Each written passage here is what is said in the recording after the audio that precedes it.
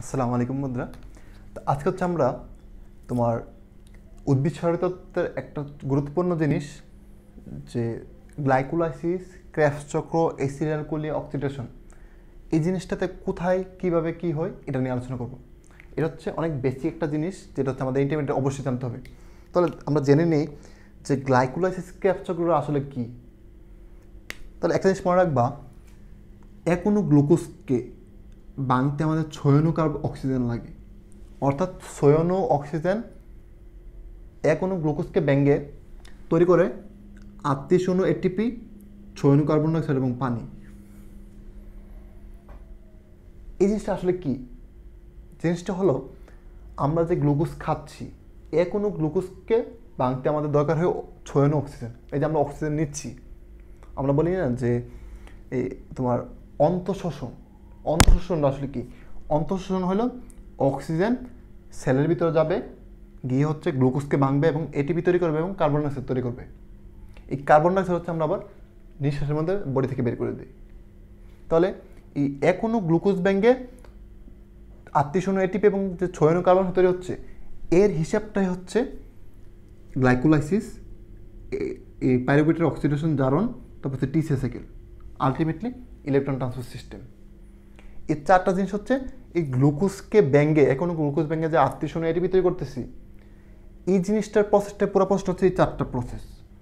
তাহলে চলো জিনিসটা বোঝা যাক।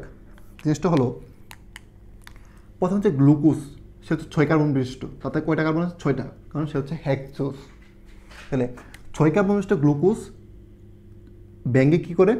2টা পাইরুভেট তৈরি করে। এই পাশে একটা পাইরুভেট, এই পাশে একটা পাইরুভেট। তোমরা গ্লাইকোলাইসিস চক্রটা দেখছো যে অণু ব্যাঙ্গে 2 অণু পাইরুভেট তৈরি করার যে প্রসেস, সেটাকে আমরা বলতেছি গ্লাইকোলাইসিস। গ্লাইকোলাইসিস গ্লাইকোলাইসিস তাহলে দেখো, গ্লুকোজটা ছিল 6 কার্বন বিশিষ্ট, তৈরি করলো কি? একটা 3 কার্বন আর একটা 3 কার্বন, অর্থাৎ একটা পাইরুভেট আর একটা পাইরুভেট, 2টা পাইরুভেট। তাহলে 6 কার্বন ছিল, ব্যাঙ্গে তৈরি হলো 3টা করে, মোট 6টা। এই যে প্রসেসটা, সেটাকে আমরা বলতেছি গ্লাইকোলাইসিস। এখন একটা গ্লাইকোলাইসিস চক্রে এটিপি তৈরি হয় কয়টা? মনে রাখবা, তোমরা যদি প্রসেসটা দেখো, হিসাবটা মিলাবে এভাবে যে এটিপি তৈরি হয়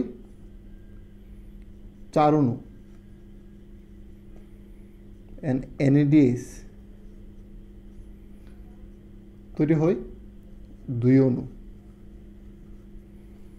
এখন এই 4 অণু এটিপি থেকে আমরা পাই 4টা এটিপি, আর 2 অণু NADH থেকে পাই 6টা এটিপি।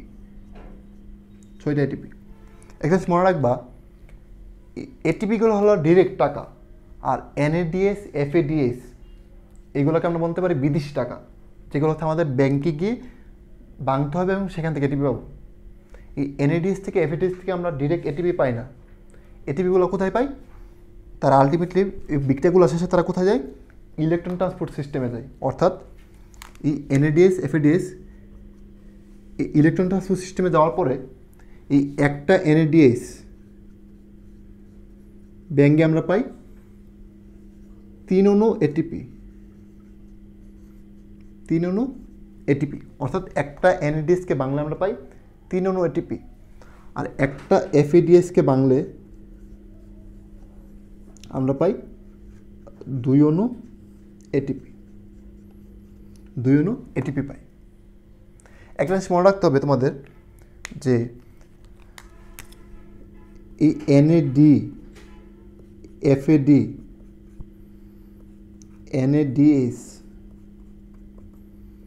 FADH এগুলোর মধ্যে পার্থক্য কী? এই NAD, FAD এরা হলো কোএনজাইম।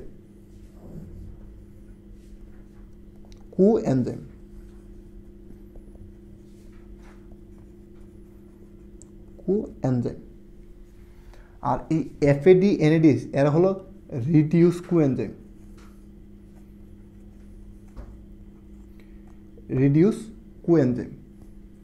তাহলে রিডিউস কোএনজাইম বলতে আমরা কি বুঝি? এই যে বিক্রিয়া শেষে গ্লুকোজ থেকে যে পাইরুভেট তৈরি হলো, এই যে প্রত্যেকটা বিক্রিয়ার মধ্যে যে বন্ডগুলো ভাঙলো, বন্ডগুলো ভাঙার ফলে যে হাইড্রোজেনগুলো তৈরি হলো, এই হাইড্রোজেনগুলো কী করে, এই কোএনজাইমগুলো গ্রহণ করে, অর্থাৎ এই হাইড্রোজেনগুলো গ্রহণ করে তারা কী হয়, রিডিউস হয়ে যায়। তাহলে এগুলোকে বললাম আমরা বিজারিত কোএনজাইম বা রিডিউস কোএনজাইম।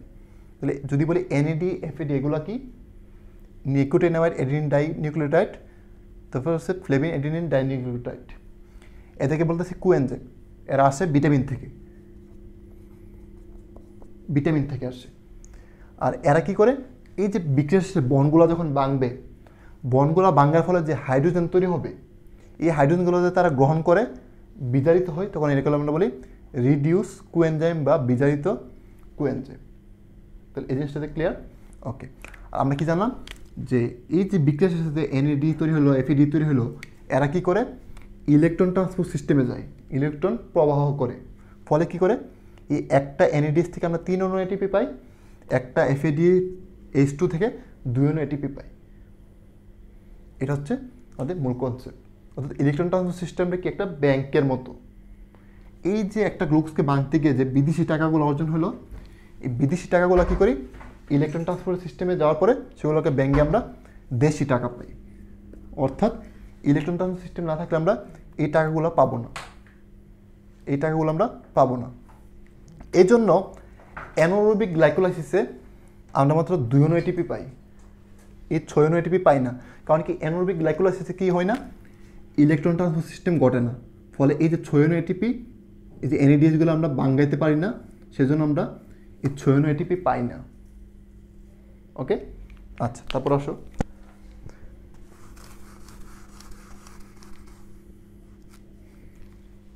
তাহলে কি দেখলাম, যে গ্লাইকোলাইসিসে একটা চক্র শেষে তৈরি হলো কত অণু এটিপি, 10 অণু এটিপি, 10 অণু এটিপি তৈরি হলো। কিন্তু গ্লাইকোলাইসিস চক্রটা শুরু করার জন্য প্রথমে 2টা এটিপি খরচ হয়ে যায়। 1 নাম্বার এবং 3 নাম্বার চক্রে কি হয়, 2টা এটিপি খরচ হয়ে যায়। তাহলে খরচ হয় কত এনে, খরচ হয় 2 অণু এটিপি। তাহলে টোটাল নেট কত থাকলো, 8 অণু এটিপি পাইলাম। তাহলে আলটিমেটলি একটা গ্লাইকোলাইসিস চক্র শেষে আমরা কত অণু এটিপি পাইলাম, 8 অণু এটিপি পাইলাম। অর্থাৎ এটিপি তৈরি হলো 4টা, এনএডিএস তৈরি হলো 2টা, তাহলে 6টা, আলটিমেটলি পাইলাম 10 অণু এটিপি। এবং খরচ হয়ে যায় 2টা এটিপি, সেজন্য নেট আলটিমেটলি কত পেলাম, 8 অণু এটিপি আমরা পেলাম। তাহলে আমরা বলতে পারি যে গ্লাইকোলাইসিস হচ্ছে নেট কত অণু এটিপি পেলাম, 8 অণু এটিপি পেলাম। বাট তৈরি হচ্ছে কত, 10 অণু এটিপি। আর নেট আমরা টোটাল পাচ্ছি 8 অণু, কারণ খরচ হয়ে যাচ্ছে 2 অণু। তারপর আসো, এই যে পাইরুভেট তৈরি হলো, তাহলে গ্লুকোজ থেকে আমরা পাইরুভেটে আসলাম কিসের মাধ্যমে, গ্লাইকোলাইসিসের মাধ্যমে। এবার হচ্ছে এই পাইরুভেট থেকে কি হবে, পাইরুভেট থেকে হচ্ছে একটা করে কার্বন বেরিয়ে যাবে, কী রূপে, কার্বন ডাইঅক্সাইড রূপে। তাহলে দেখো 3 কার্বন ছিল, একটা কার্বন বেড়ে গেল, তাহলে আলটিমেটলি কয়টা, 2টা কার্বন। এখান থেকে একটা কার্বন বেড়ে গেলো, রইল কয়টা, 2টা কার্বন। তাহলে এই 2 কার্বন বিশিষ্ট যৌগকে আমরা বলি এসিটাইল কোয়ে, 2 কার্বন বিশিষ্ট যৌগকে আমরা বলি এসিটাইল কোয়ে। এবং প্রত্যেকটা বিক্রিয়ার মধ্যে তৈরি হবে একটা করে এনএডিএস, অর্থাৎ এই পাইরুভেটের বন্ধনটা ভেঙে যে এসিটাইল কোয়ে তৈরি হলো, কার্বন সাথে বেড়ে গেল, এখানে যে হাইড্রোজেন প্লাসটা সে হচ্ছে এই এনএডিএস এর তৈরি গ্রহণ করবে। তাহলে এখান থেকে পেলাম একটা এনএডি। তাহলে দেখো 2 পাশে 2টা এনএডি, এই 2টা এনএডি কী করবে, ইলেকট্রন ট্রান্সপোর্ট সিস্টেমে যাবে, যাওয়ার পরে কী করবে, এগুলোকে বাংলাটা কী পাবো, 2টা এনএডিএস থেকে কত পাবো, 6 অণু এটিপি, 6 অণু এটিপি। তাহলে আমরা কি বলতে পারি যে পাইরুভেটের অক্সিডেশনের ফলে, অর্থাৎ পাইরুভেট থেকে অ্যাসিটাইল কোয়ে তৈরি হওয়ার ফলে কতটুকু এটিপি তৈরি হয়, 6 অণু এটিপি তৈরি হয়। যদি বলে যে কয়টা কার্বন ডাইঅক্সাইড তৈরি হয়, 2টা কার্বন ডাইঅক্সাইড তৈরি হয়। অর্থাৎ পাইরুভেটের অক্সিডেশনের ফলে আমরা 2টা কার্বন ডাইঅক্সাইড পাই আর 6 অণু এটিপি পাই। ওকে, তারপর আসো, অ্যাসিটাইল কোয়ে হচ্ছে 2 কার্বন বিশিষ্ট, সে কোথায় যায়, টিসিএস সাইকেল বা ক্র্যাশ সাইকেল বা ট্রাইকার্বক্সিলিক সাইকেল। এই সাইকেলটা 3টা নামগুলো অবশ্যই তোমরা জানো। একই করে এই অ্যাসিটাইল কী করে, অক্সালিক অ্যাসিডের সাথে মিলে সাইট্রেট আলটিমেটলি টিসি সাইকেল তৈরি করার ফলে কী করে, এখান থেকে প্রত্যেকটা সাইকেল থেকে 2টা করে কার্বন ডাইঅক্সাইড তৈরি হয়, এখান থেকে 2টা, এখান থেকে 2টা, এখান থেকে 2টা, এখান থেকে 2টা, এবং প্রত্যেকটা সাইকেল শেষে কী হয়, 38 অণু এটিপি তৈরি হয়। 38 অণু এটিপি তৈরি হয়, সরি 12 অণু এটিপি তৈরি হয়।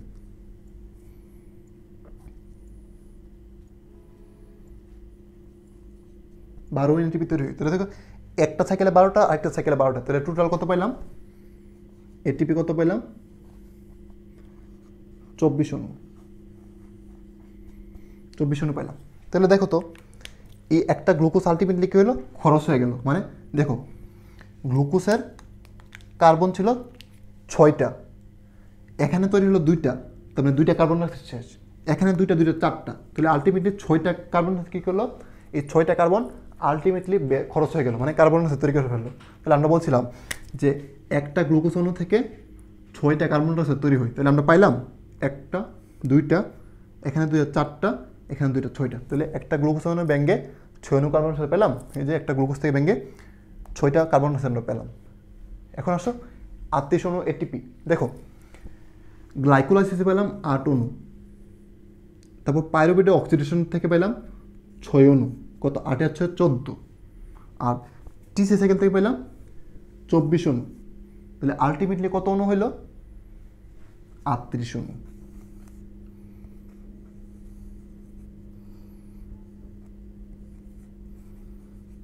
অণু এটিপি পেলাম। অর্থাৎ তার মানে আমরা কি বুঝলাম, যে একটা গ্লুকোজ ব্যাঙ্গে, অর্থাৎ 6 কার্বন বিশিষ্ট একটা গ্লুকোজ ব্যাঙ্গে আলটিমেটলি আমরা পাই কি 38 অণু এটিপি, 6 অণু কার্বন ডাইঅক্সাইড এবং পানি পাই। তাহলে 6 অণু কার্বন ডাইঅক্সাইড হলো কি, পাইরুভেটে অক্সিজেন হলো 2টা কার্বন ডাইঅক্সাইড, আর টিসি সাইকেলে 2টা 4টা, টোটাল 6টা কার্বন ডাইঅক্সাইড।